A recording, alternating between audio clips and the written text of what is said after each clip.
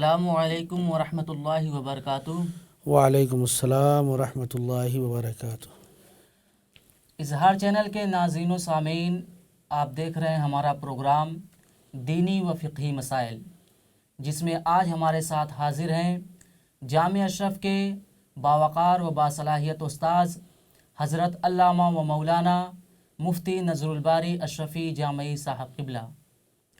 تو آئیے ہم ان سے کچھ مسائل کے بارے میں دریافت کرتے ہیں۔ ہاں تو مفتی صاحب، ہمارا آپ سے پہلا سوال ہے کہ اگر پتلون ٹخنوں کے نیچے تک ہو اور نماز پڑھتے وقت نیچے سے یا اوپر سے چڑھا کر نماز پڑھے تو کیا ایسا کرنا جائز ہے؟ بسم اللہ الرحمن الرحیم، الحمد للہ رب العالمین، والصلاة والسلام علی سید الانبیاء والمرسلین۔ پتلون کو اگر اوپر سیدھا چڑھایا اس طرح کہ نیچے سے بدنما اور بے ڈھنگا لگے تو اس میں حرج ہے، اور اگر بدنما اور بے ڈھنگا نہ لگے تو پھر کوئی اس میں حرج نہیں ہے، کیونکہ اس طرح سے ٹخنے کھل گئے اور بد وضعی بھی نہ ہوئی، یعنی بے ڈھنگا بھی نہ ہوا۔ اور فقہ و حدیث کی کتابوں میں جو کف ثوب کو مکروہ لکھا گیا ہے وہ لازم نہیں آیا۔ یہ جو اوپر سے اس کو لپیٹنا ہے، موڑنا ہے، یہ اس وقت کی بات ہے جب کہ آدمی نماز کی حالت میں نہ ہو۔ کوئی اگر ایسا ہے کہ نماز پڑھنا شروع کیا اور اس کو خیال آیا کہ وہ ٹخنے کے نیچے ہے، اب وہ موڑ رہا ہے اوپر سے، تو یہ صحیح نہیں ہے۔ یہ اس کو نماز شروع کرنے سے پہلے ایسا کرنا ہوگا۔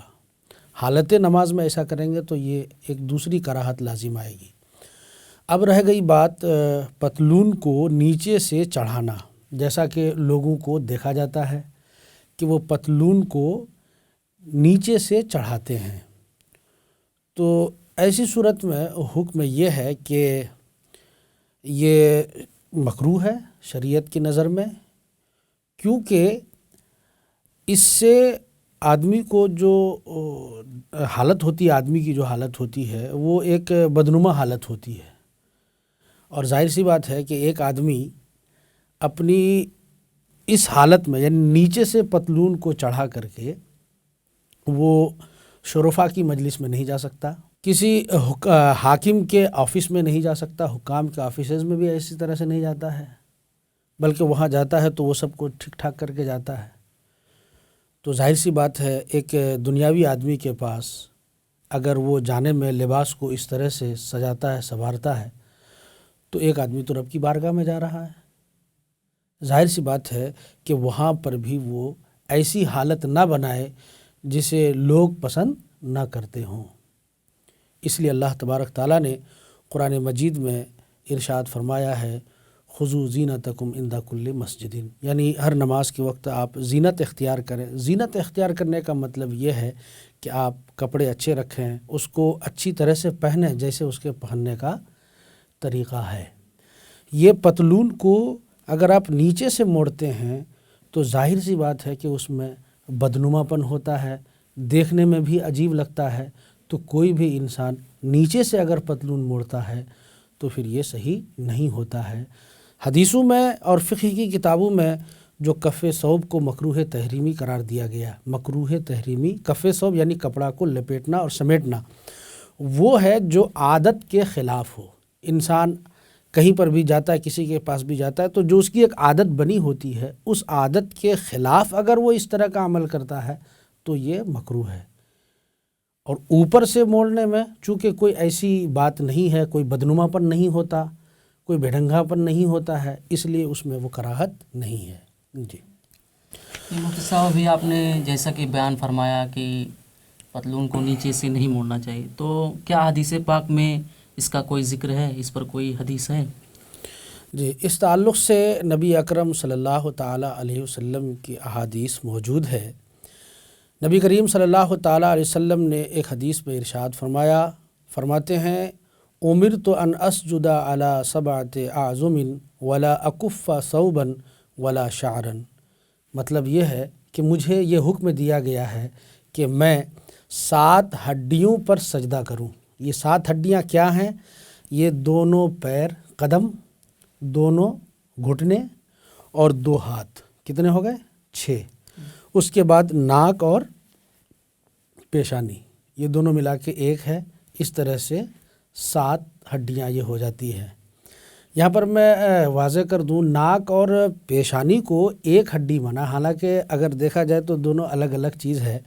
اس کی وجہ یہ ہے کہ جب انسان سجدہ کرتا ہے تو سجدے کے بارے میں حکم یہ ہے کہ اگر ناک لگی پیشانی نہیں، یا پیشانی لگی ناک نہیں، تو پھر اس کا سجدہ مانا نہیں جاتا ہے۔ اس لیے ناک اور پیشانی یہ اگرچہ 2 الگ الگ چیز ہیں، لیکن سجدہ کے باب میں دونوں ایک ہی حیثیت رکھتے ہیں۔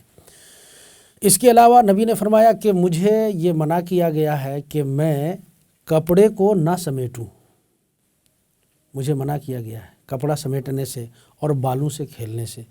تو کپڑا سمیٹنے کا مطلب یہ ہوتا ہے کہ آپ کپڑے سے نہ کھیلیں، اس کو ادھر ادھر نہ کریں، جس حالت میں ہے کپڑا اسی حالت میں رہے۔ یہ حدیث سیاہ ستہ کی تمام کتابوں میں موجود ہے۔ اس کے علاوہ ہم متون مذہب کی تمام کتابوں میں اگر دیکھیں تو اس عمل کو مکروہ لکھا گیا ہے، اور رد المحتار میں اس کو مکروہ تحریمی لکھا گیا ہے۔ یہاں پر یہ واضح کر دوں کہ اگر پتلون کو ہم اور آپ لباس پہنتے ہیں، پاجامہ ہو یا پتلون ہو اس طرح کا، تو عموماً ہوتا یہ کہ ہمارا پاجامہ یا ہمارا پتلون نیچے چلا جاتا ہے، ٹخنا کے نیچے پہنچ جاتا ہے، پھر اس کو ہم اوپر سے موڑنے کی کوشش کرتے ہیں۔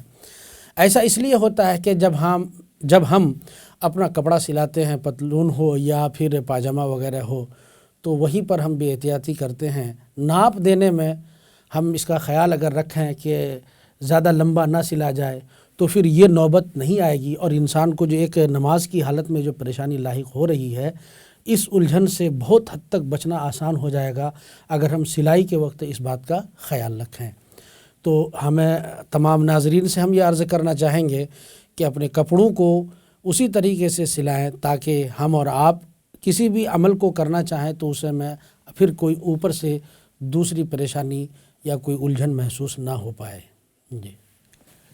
جی اکثر و بیشتر ایسا ہوتا ہے کہ لوگ لنگی اور پاجامے پر بھی نماز پڑھتے ہیں، تو ایسی صورت میں لنگی اور پاجامے کے بارے میں کیا حکم ہے؟ دیکھیے، زیادہ تر تو لوگ لنگی اور پاجامے ہی میں نماز پڑھتے ہیں، پتلون پہ نماز پڑھنے والے کم ہیں۔ لنگی اور پاجامہ کا بھی حکم وہی ہے جو پتلون کے بارے میں ہے۔